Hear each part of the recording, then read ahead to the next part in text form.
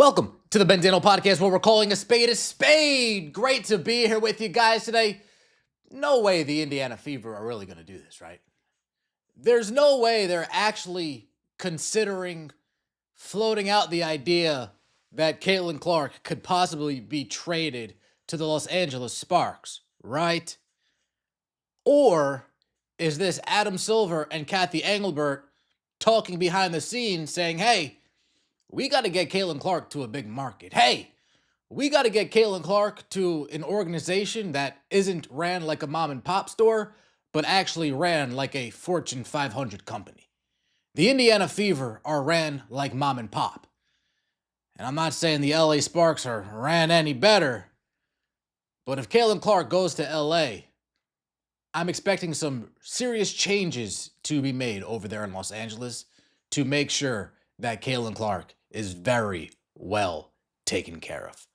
I mean, the owner of the Los Angeles Dodgers that just went out and bought the Los Angeles Lakers, what's stopping him from saying, yeah, I'll buy it when it comes to Los Angeles Sparks? Los Angeles Sparks already have Kate Martin there, already have Cam Brink there, and we see UCLA head coach Chloe Close say some very nice things about one Caitlin Clark, while Lynn Dunn, on the other hand, makes it very apparent, hey, sometimes you got to get rid of your superstar. Sometimes you got to get rid of the best player in favor of culture, in favor of keeping the culture together. Not only that, but we have Michael Thompson, Los Angeles Lakers legend, two-time champion for Los Angeles Lakers, father of Klay Thompson, somebody who does the pregame and postgame show for the Los Angeles Lakers. He's saying, hey, I'm hearing the Indiana Fever are tired of Caitlin Clark. I'm hearing the Indiana Fever might be looking to trade Caitlin Clark. Michael Thompson saying that is the equivalent to a Reggie Jackson saying, hey, I'm hearing Kelsey Plum's going to get traded to the Indiana Fever. I'm hearing the Los Angeles Sparks don't like Kelsey Plum. It's the equivalent of Mark Jackson saying, hey, I hear the Los Angeles Sparks don't want Cam Brink anymore. I hear the Los Angeles Sparks are ready to deal Cam Brink and De'Arica Hamby to the Indiana Fever. Where there's smoke, there's fire. And I do think that there is some smoke with this rumor of Caitlin Clark possibly being traded. Let's get right into it. Like the video, hype the video. Let me know your thoughts in the comment section below. And please subscribe to the channel. That would mean so much to me. Michael Thompson comes out and says, I'm hearing from a reliable source, the Fever don't want Caitlin no more. Sparks, go get her now. And unless he comes out and says he's trolling, I'm taking this as face value. I'm taking this as serious. I'm not taking this as clickbait at all. I do believe he has reliable sources. I do believe he has sources within the WNBA. I do believe he has sources within the Los Angeles Sparks. And I do believe it's been floated by him the same way that things have been floated by Dan Dockage. I believe it's been floated by Michael Thompson. Yeah, they're not too fond of Caitlin Clark. Who's to say that Michael Thompson hasn't talked to Dan Dockage himself? Just throwing it out there. Then he doubles down. A few minutes later, yeah, I hear the Fever are sick of Clark. Y'all hearing that too. Jason Whitlock, shout out to Jason Whitlock. He goes out and he says this as well. The Indiana Fever are planning to ship Caitlin Clark to the Los Angeles Sparks. I expect UCLA coach Chloe Close to be the head coach of the Los Angeles Sparks. Chloe Close, after that championship game that she won with the UCLA Bruins, she's been very adamant. She's been very upfront. Yeah, all this transfer portal stuff, I'm not really sure if I want to deal with it anymore. All this have to worry about turning over a roster every single year, I'm not sure I want to worry about that anymore. So is Corey Close looking for her exit as well? You have a new owner step in, take over the Los Angeles Sparks. You have Corey Close come in, and Corey Close has said it. You got to build from the ground up when it comes to CC. You got to build from the ground up. Let's take a look, shall we? Seen so many eyes Yeah, in the of league course. before at Yeah. all. And we do have, like you pointed out and I said earlier, the fandom part of Yeah. it, where everyone decides who's a good coach and how to coach Caitlin and how not to coach Caitlin. There's so much resentment right now in the league right now between is she figuring out at that place And that she knows what why there is a coach there. Well, and they have a really good coach. I mean, Stephanie White has proven that she knows what she's doing.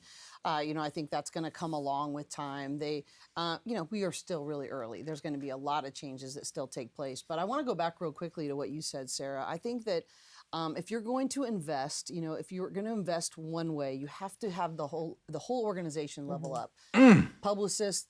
But I would also say marketing. I would also say in-game experience. All of those things have to come together. Otherwise, it's really going to be a poor stewardship of that. And I think we're seeing that more and more, which I think is very important. And your stat about, the ice. That's a direct shot at Amber Cox, Lynn Dunn, and Kelly Krauskopf, saying Caitlin Clark has a bad infrastructure around her, not the right people around her, not the right leaders around her. Installations. I mean, that's what you do. You find your right matchup. You see it in almost every sport. And so, there's schemes to respond to that. That is not her strong suit. It never has been. This is not a new thing, right? This is not like all of a sudden we're going to ask her to get better at her defense. But she does so many other things at such an elite level. You're scheming to how to cover up that other part. I look at this from the... You have Corey Close talking about scheming to cover up some of her defensive deficiencies. You have Corey Close talking about the infrastructure around Caitlin Clark and needing to build around her, and everybody needs to move in one direction. You can't have Caitlin Clark pulling this way and then the rest of the organization pulling this way. It's not going to be a marriage that lasts too long. And then you compare that with what Lynn Dunn had to say on a podcast earlier this week. Lynn Dunn's pretty much going in the other direction, saying, we can get rid of our best players. Not a big deal. We've done it before. Returned to Lynn Dunn and said, I thank you. I would have never been the player. I would have never got my degree had you not kicked me off the team. Here's the host, Josh, following immediately in. Your culture is so important to the foundation of what you do. It's who you are. It's what you do. It's why you do everything.